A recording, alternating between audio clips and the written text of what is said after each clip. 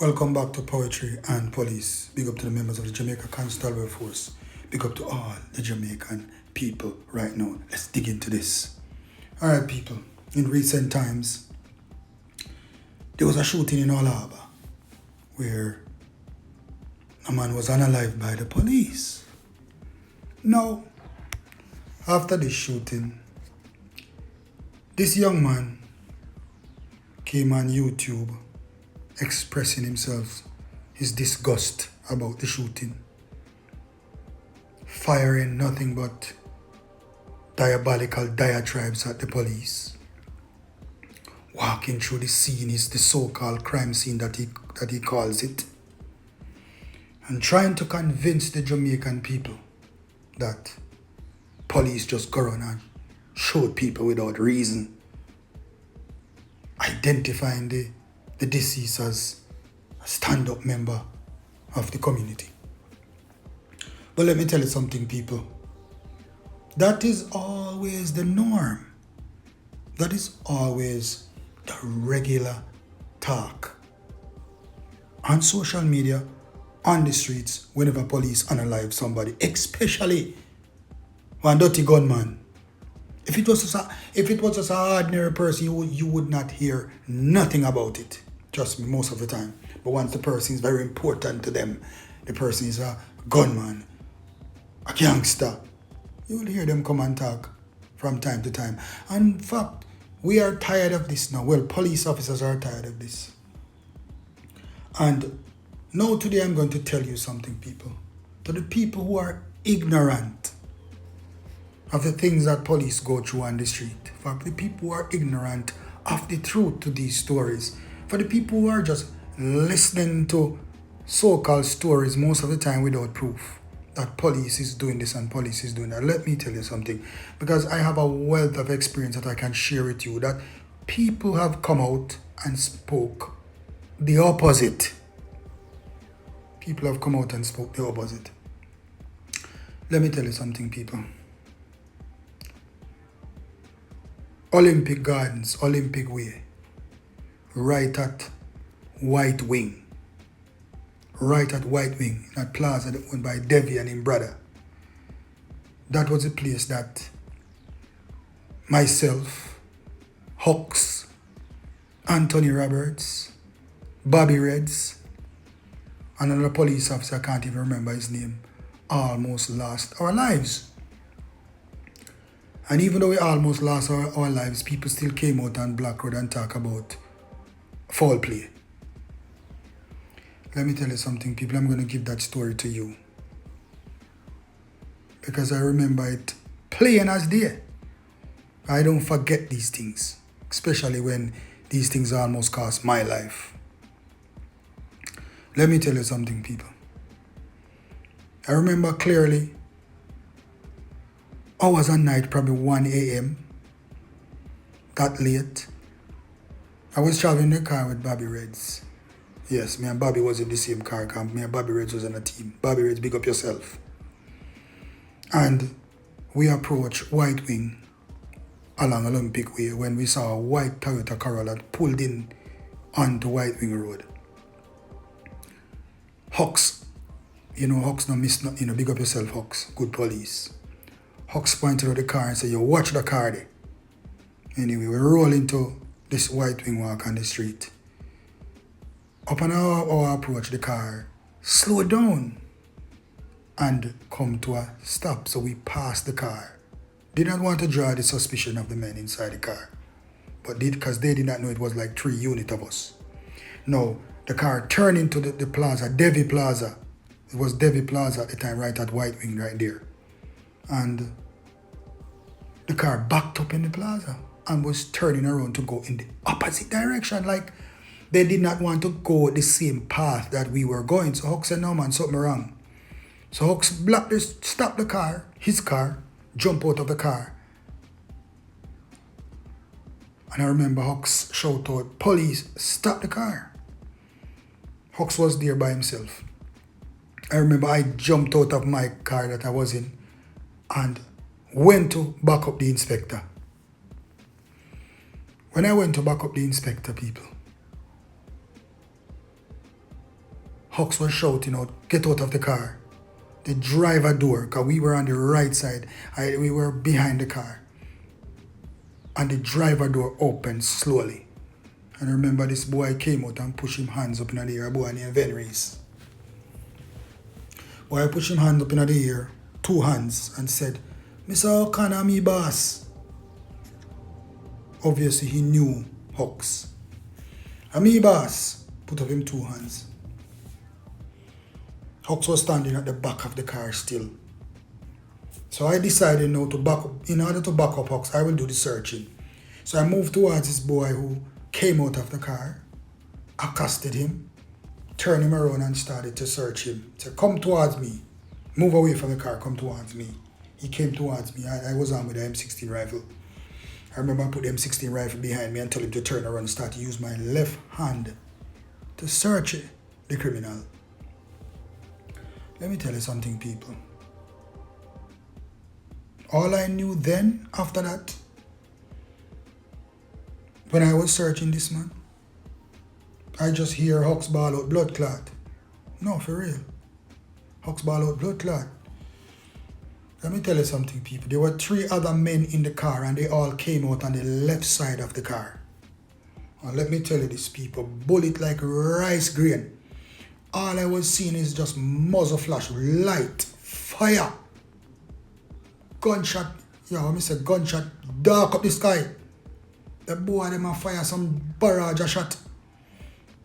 When I was trapped now, I was standing with the suspect I had in custody in front of me. And Hux and the boy them, at one point, I swear Hux dead. The amount of gunshot to the boy them beat towards Hux, I was almost 100% sure it's Hux gone. I look at them boy, they can't fire shot. I tell you, Hux, our God just bring Hux through that night. The boy them fire some wicked shot, and by the time I recovered and put the boy on the ground and start beat gunshot, the boy them still firing the people. Running towards Olympic, towards the Scotia Bank, towards 3 Mile side. And at that time I remember there was an open land right at the Scotia Bank where you could just run across back to Spanish Road to back to side. And I tell you, 2 of the boys them run that side and the other one run toward the Scotia Bank. And I tell you people, gunshot like rice grain, the boy them a fire. Me a fire back, them a fire back, Hux a fire back, bullet like a rice grain, everybody a gunshot, people. Me and Hux a dance with them. Boy them managed to escape. Because I am not gonna lie, they did not catch us off guard, but trust me, they catch us off guard. Because that one, the driver who came off the car, just threw off everything. His intention worked. He came out to identify himself to Hux, and that just threw off everything. So it would appear Hux took him eyes off the car to focus on the boy for a little bit. Because he knew the boy. People, let me tell you something, man. And this, when it comes to shootout happened in a split, in seconds. In seconds, over 200 shot beat. We were not unlucky to get gunshot, but we were not lucky enough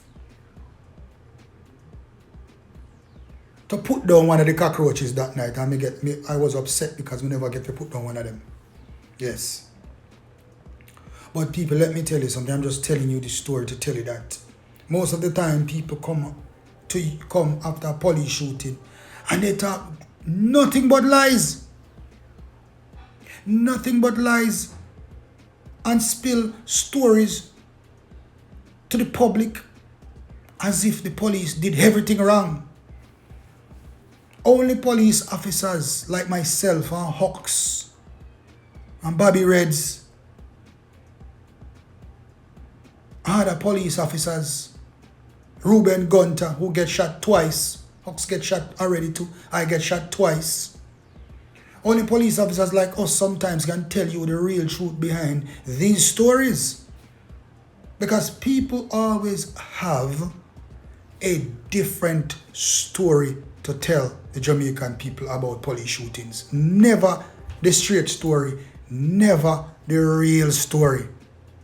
They will never tell you the real story.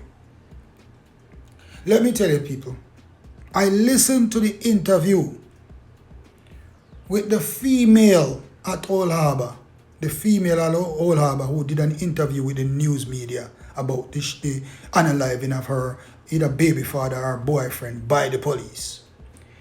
And a lot of people, you people are not listening. People need to stop and listen at times. And that idiot who came and talked with a mouth full of shite and tried to disrespect police and social media did not even listen to the interview that the woman had with I think it was CVM. The woman claimed that when the police came to the door, they asked her if there was anybody else in the house, and she clearly said she told them no. So if she told them no, there was nobody else in the house, how is it that the police went inside the house and end up unalive somebody inside there? Unalive somebody in a house that nobody should have been. People, I want you guys to go to the video of her interview and listen to her interview. She said she told the police nobody was in the house with her. So how come police go in there and unalive somebody? So why would she lie to the police that nobody else was in the house? Because she's trying to protect somebody, because she knew the man had a gun inside there. These are the things, people, you need to listen to the fine tunes, because they might miss when they lie. They might miss when they're lying. So you need to listen carefully and stop following some people on social media. They'll just come and talk things to look views and just start things to oppress the police and to make people stop believing in the police, or to make people just believe that the police is just unaliving people that are innocent. Police not unalive innocent man. All of them cockroaches that has been taken out by the police deserve to be unalived. They are nothing but cockroaches and menace to our society. Them not for their jail and eat taxpayers' money, and I believe in that. I am cut from that cloth. Because when you feel the wrath of a gunman, as a civilian or even police, you will know. A them a boy a Jamaican a play for fire shot pan police. How when you go in their house for them, they decide that they will carry a police with them. No matter the cost. Them a boy are not play when it come to these things. Them a boy make up their mind to kill police and carry somebody with them. They don't care about nobody's life, and they don't care about their own life. And these are the things that people in Jamaica, you need to understand these things. You need to understand these things. You need to understand what a policeman goes through in a shootout. You might be a brave soldier, but there's fear, same way. There's always fear. But stop letting these people come forward and talk things about police officers that they are making up. Because it's the same story over and over and over again. Repetition. It's a cliche. How him the innocent and police is coming at the house going to shoot him. A lot of people, you people don't know. It doesn't have to be a shootout when police are alive a man. Okay, if a man pull a firearm in the presence of a police officer, he can be alive. If you point it, you can be alive. You don't have to fire it. Once you reach for your waist, if police tell you if you don't move, when you reach for your waist, a gunshot you forget. It is justifiable. Whether you come up with a gun or not, once a police give you certain instruction, don't move, keep your hands where they are. If you dip your hand in your waist, you are going to get gunshot, and it's justifiable. And then after you have the investigations and the decision that a policeman takes seconds to make, DPP and other entities, Jamaica for Justice, Indicom, take months to decide if the policeman's actions were right. And it takes seconds for people to jump on social media and jump on the street and tell you lies about what happened, even when they were not witnesses. Now this boy come and chat like him was a witness or him sure say this happened, or he come and watch a video camera to see what exactly happened. Talk in your mouth full of shite, young man. Cursing police, talk about dirty police, thieving police, this and that. Hey, watch yourself and watch your mouth. People, at the end of the shootout, we realized that one of the team was hit in the head. There was an inspector there who just transferred to Huntsville, was shot in the head. And we rushed him to the hospital. So some miracle, he survived. And as it relates to me and Hawks, well, we survived based off of our training. That we were not afraid. And we did what we had to do to defend our lives. That's why we were not killed. Yes. We live to see another day. Hawks, big up yourself. Hope you're healthy after retirement and still doing well. But that was a night that I will never forget. Raw fear, raw shooting. I've been in a lot of shootouts, but that night was the most bullets I ever see coming in my direction at close range. So when I hear some people shouting as if they know these things, trust me, I just relax, look at them and just laugh. They do not even know the fear or the close death experiences that police officers face on a daily basis. Luckily, Inspector pulled through. He survived. Some police officers don't. And yes, one of the man, the driver, and I think one of his cronies or two was caught. The driver along with two of his cronies were caught after. And we went to court and sent them to prison for about 35 years. Yes. So we did not get them at that point and in time, but we got them in court. Me and Hawks, yes, we were the only two went to court. We sent them to prison. End of story.